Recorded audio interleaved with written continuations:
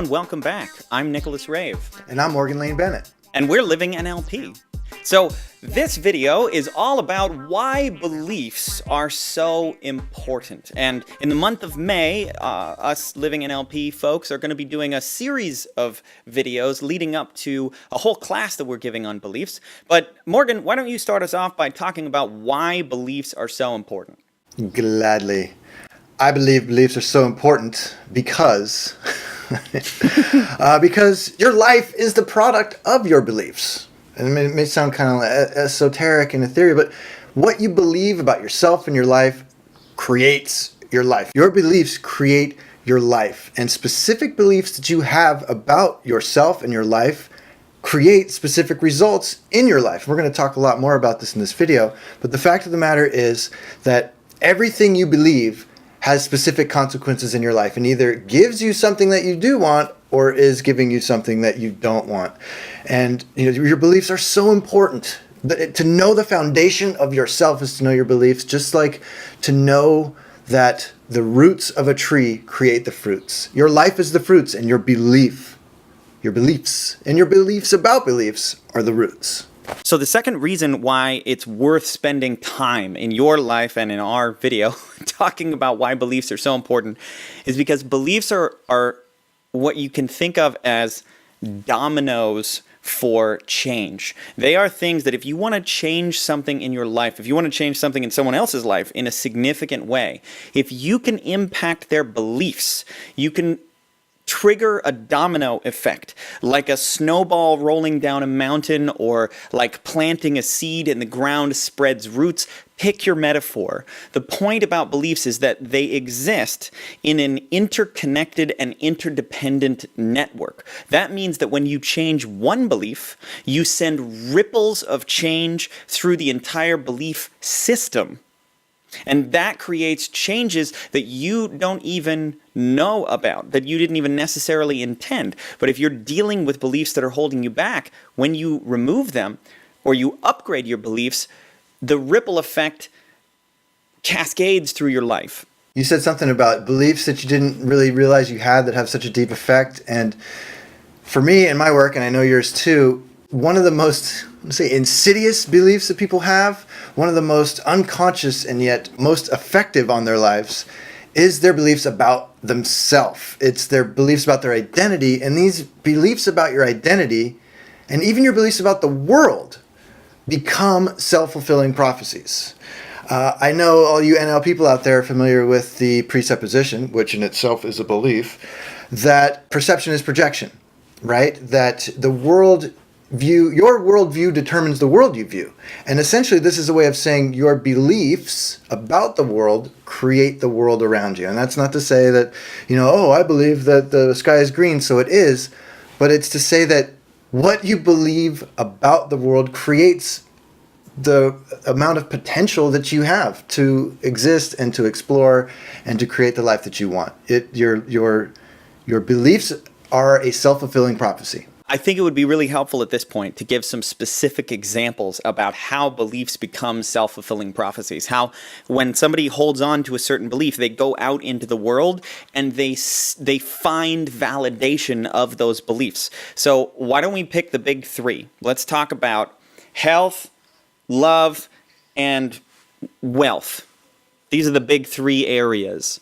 I know that both of us have tons of examples of how we've helped people work with their beliefs. And again, I'm not changing anybody's beliefs. Neither are you. Neither are any of the people out here. We can only change our own beliefs, truly. But as far as clients of mine whom I've helped change their beliefs, one of them, with regards to health, was so powerful. We got down to, there's this woman, beautiful, wonderful woman. Her weight was out of control. And she didn't know why. She kept trying to change, but it just wasn't changing. We got all the way down, deep down inside of her. From way back when she was a kid, she had a belief that she wasn't worthy of being healthy. Talk about self-fulfilling prophecy, right? Yeah. Then if deep down you don't believe you're worth being healthy, then next thing you know, that's what you're going to end up with. So, Nicholas, what about in the realm of love or romance? What do you got? Well, there's so many different ways that beliefs impact. Let's just chunk up and call it relationships, okay? Obviously, for most people, we carry our beliefs from childhood forward into the relationships that we create in our lives. Things that we picked up by watching our parents and our grandparents and everyone else that we interacted with, and then we make those things happen. We even put up with and tolerate things in relationships that we assume that's what relationships are because of our beliefs. Our beliefs about relationships can even be the thing that keeps us lonely, that keeps us from being able to find someone to be in a relationship with. A very simple example, I worked with a client a number of years ago who believed he had tiny hands. Now, I looked at his hands, and from my perspective, they were completely normal. And by the way, another one of his beliefs that he said is, the first thing that women notice about you is the size of your hands, right? Well, I'm not saying that's true or not, but can you imagine walking around in life with that belief? The first thing women notice about men, is the size of their hands, and I have tiny hands. So you go out, and every time you've got this chip on your shoulder. Talk about a victim mentality, right? Talk about a self-fulfilling prophecy. Yeah. Right? And speaking of profits, let's go to money. Hi-oh! So that's beliefs about money, right? Belief about self-worth and money. I had a client who was an artist, brilliant artist, did this amazing stuff with fabric, and I've never seen anything like it. It took her hours and hours to make these things, and she was having problems selling it. She could make this brilliant art, but she couldn't sell it. So she came to me, she's like, I need help selling my art. And we got all the way down, deep, deep down, where the unconscious beliefs were, and she had an unconscious belief that she was taught when she was a kid that you're not supposed to be loud. You're not supposed to be the center of attention. You're supposed to be demure. You're supposed to be small. You're not supposed to be proud of anything. So many people have that. Yeah. So of course she was not. She was conflicted. I have great art, but I'm not supposed to be proud of it, right? And another example of money, beliefs about money that can be a problem, and I know you've seen this in your work, is I had a client who's like struggling with money, always struggling with money. And we got deep down. I go, tell me what you believe about money. She goes, money's for jerks, and I've always had problems with this and that. And she goes on. I go, hang on a second, rewind. Did you just hear that? She goes, what? I go, you just said money's for jerks. Right? And I was like, do you see how, I go, are you a jerk? She goes, no. I go, well, then do you see? And that one really strikes home with me, because when I was at one of the trainings, I think Master Prac with you, Nicholas, where you were teaching, was when I realized that I had limiting beliefs about money as well. Man, I used to think that only jerks had money. I'd see a guy driving down the street in a nice car. I'm like, what a douchebag. You know what I mean? Like, me judging, talk about perception is projection, me judging somebody I don't know for having a car that I actually probably would want to drive. So that was, but it was keeping, I'm not a douchebag, and I don't think I'm a douchebag, but if only douchebags have money, then clearly my unconscious mind and my belief system is going to keep me from making money. I was fulfilling my own prophecy. Oh yeah, that happens all the time. Yeah, and it ties into awareness. And it was when you helped me see that, oh my God, I believe everyone with money is a douchebag. That was when I was able to change that belief. It kind of ties back to the woman that I mentioned in the beginning about health. And she had that belief about herself that she wasn't worthy of being healthy. And I didn't have to do anything other than help her to see that she had that belief for her to change that belief. Do you know what I mean? It was just her to become aware of the fact that she even had that belief, so that she instantly changed. She's like, I don't want to believe that about myself. Yeah, sometimes awareness is the first and last step. Because it's almost like holding something up to someone and go, is this what you believe? Like, oh my God, no, I don't believe that. Get that out of here. Sometimes we have these deep beliefs that are invisible to us. I always like to say the most damaging beliefs that we have, the beliefs that have the most significant impact on our lives, are usually beliefs we don't even think are beliefs. We think they're facts. There are things we don't even question and recognize them as things that we believe. Some beliefs, some of these, they run all the time. One of the ones that Morgan, you and I run into all the time is people with this deep, almost a body sensation that ties to a belief that I am not safe.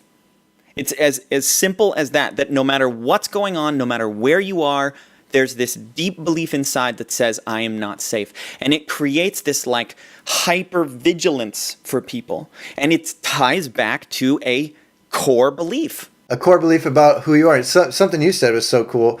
Like, it's the beliefs that we don't realize are beliefs. Who you think you are is a belief that you don't even realize that you have about yourself, that you can actually change. Yes. And what would happen if you changed that? You are who you are today because you woke up and remembered who you are. But what if you woke up one day and remembered to be somebody else? That's how powerful changing beliefs can be. Yeah, and that's why we love doing what we're doing. And I mean, to be able to help somebody change a belief about themselves is to help somebody change their life. You know what I mean? It's. I just had a session this last week with a wonderful young woman who was raised in a cult, and some unpleasant things happened to her that gave her a belief about herself, like you said, that she wasn't safe. She didn't feel safe in her body, and so she didn't feel safe in the world. And I was honored to be able to help her change that belief about herself, and so her whole world has changed. And that's why we're here doing this.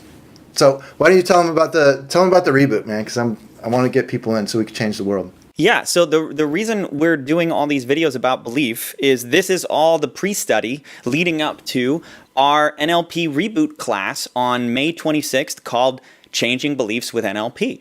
The class is broken into 4 sections. We're covering how to become aware of your beliefs, how to delete unwanted beliefs, how to install new beliefs, and a bonus section that if you want to learn about, you can go to www.nlpreboot.com to sign up or for more information. As always, our NLP reboots, they happen every month. They're only $97. We cover a different topic every single time from 11 o'clock in the morning until 6:30 p.m. There's going to be a review of NLP techniques, new NLP techniques, and opportunities to actually practice with people in a live virtual class.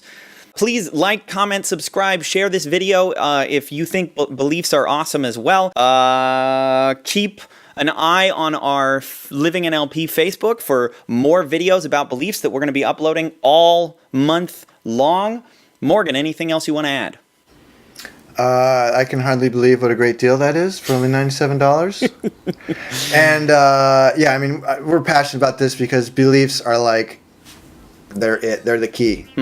So if you want to change your life, change your beliefs. And we'll see you at the reboot. Yeah, we'll see you there.